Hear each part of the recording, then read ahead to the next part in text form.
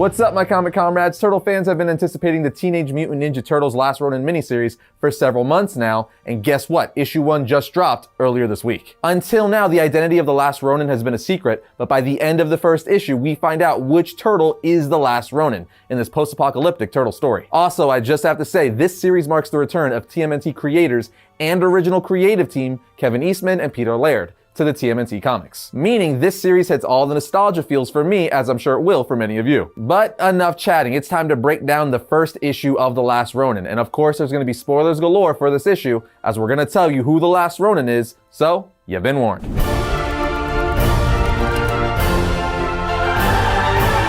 The comic opens up with the Last Ronin, aka the last surviving Ninja Turtle, walking into what looks like sludge. Then we see people talking to the Last Ronin off-panel saying, "Cold, huh?" And he replies, "Yeah, all the time." These people off-panel continue to say, "Forget the temperature, the toxicity level's gotta be off the charts. You'd have to be crazy to swim in that sludge." The Last Ronin says, "Maybe, but no bridges and no boats. Don't leave me much of a choice." Okay, enough chit-chat. And on the next page, we see the sludge or body of water the Last Ronin is walking in is the water that surrounds Manhattan. That's right, in this post-apocalyptic future, every way in and out of Manhattan has been closed off and all the water surrounding it is now toxic sludge. On the next page, Ronin continues to say, "The water is ice cold, smells wrong, tastes even worse. Definitely not fit for human survival. That's okay, I'm not human, and I've got plenty of my own nasty." As he throws ninja stars monitoring the wall of Manhattan. On the next page, he says a couple of crappy cameras, rusty barbed wire, and no guards. Looks like they're way more worried about people getting out than in. That's a mistake. Adapt and overcome. His brothers then say, "Good luck with that." Ronin replies, "Luck has no until there's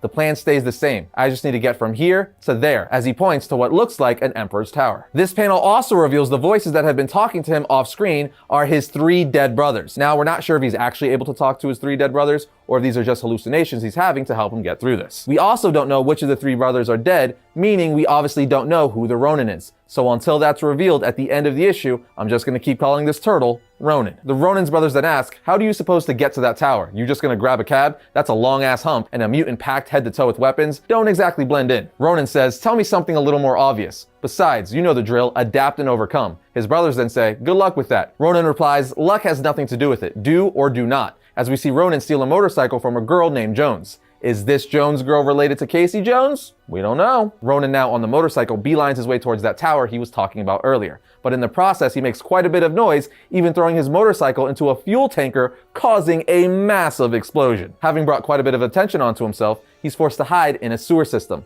But when he pops out, he's stopped by robotic security guards, saying, "Halt, intruder." Ronin says, "Crap, security is lightly armored, some kind of RoboCops. Time for an old trick, pulling out ninja smoke bombs to buy himself time to get away." But that doesn't work, as these RoboCops, or Robo-Ninjas as he later calls them, are tougher than they look. But he eventually bashes one in the face so hard that the helmet cracks open. And after he does, he says, "What the hell?" And one of his brothers asks, "Is that a human inside that armor? Looks like some kind of cyborg. I think more synthetic than human." A synthetic ninja? A stinking Sinja? What kind of sick freak does that to someone? And Ronin answers his brother saying, "The reason I'm here. That's who." And I should have said this earlier, but can I just say the Last Ronin looks so badass with all of his weapons and gear. This is the coolest looking Ninja Turtle ever. I need an action figure or statue of him ASAP. Anyway, the Ronins then hears one of the cyborgs say, "Unit 109 has been disabled. Scanning for suspect." He then says to himself, "Place is gonna be crawling with those things soon. Need to keep moving. Stay on mission. And remember the first real lesson our father ever taught us. Strike hard. Fade away. Never lose focus." As he finally arrives at the tower looking up at it. But needless to say, it's still not that easy, as more of the cyborg ninjas start attacking him for the next few pages, causing a pretty epic battle in this futuristic New York. There's even flying cars that look straight out of the Fifth Element, and the Ronin is able to hijack a flying police car. But needless to say, he doesn't know how to fly the thing, so he crashes it through a billboard saying,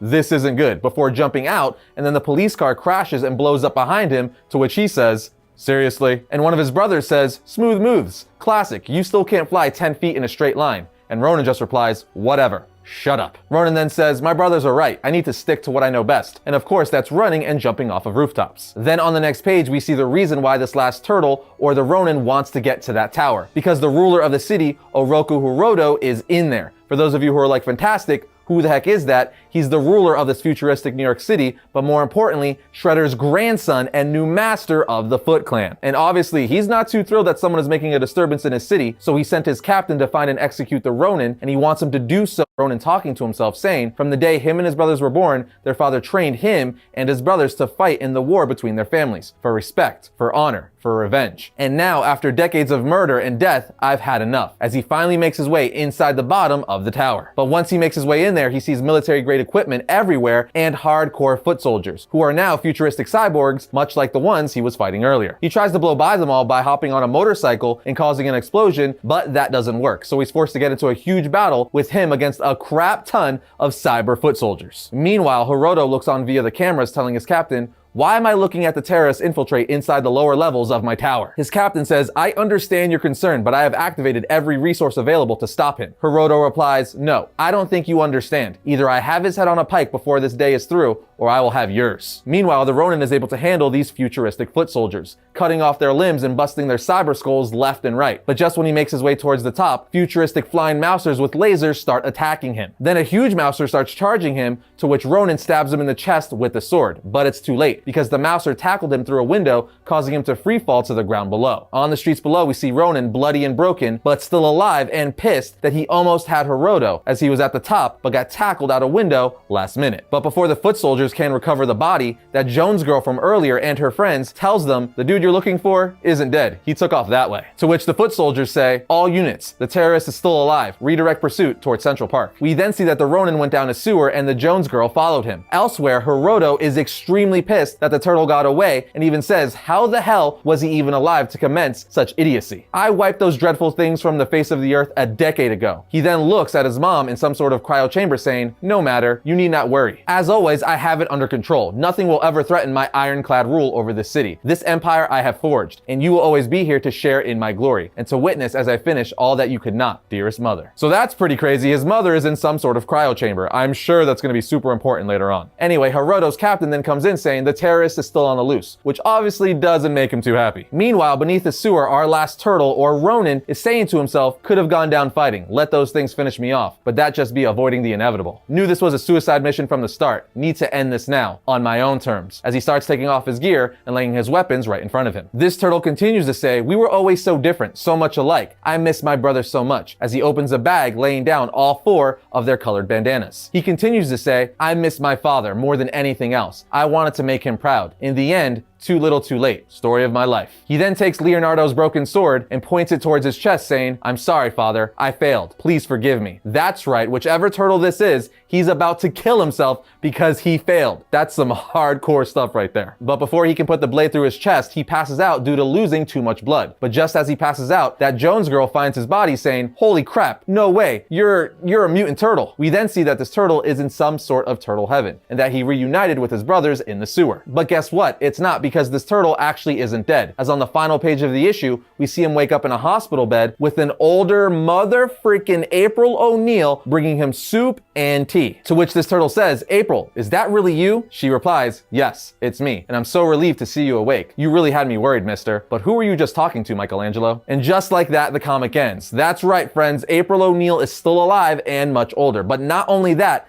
the big reveal of this issue is the last Ronin is none other than Michelangelo. He was actually one of my guesses. I thought it was either going to be him or Raphael. And I gotta say, I like that they went with Michelangelo. Raph would have been the obvious pick, as he's the badass of the group, but making Michelangelo the baby and jokester of the group, the last turtle left to bring redemption to him and his brothers, is pretty awesome. Overall, I really enjoyed this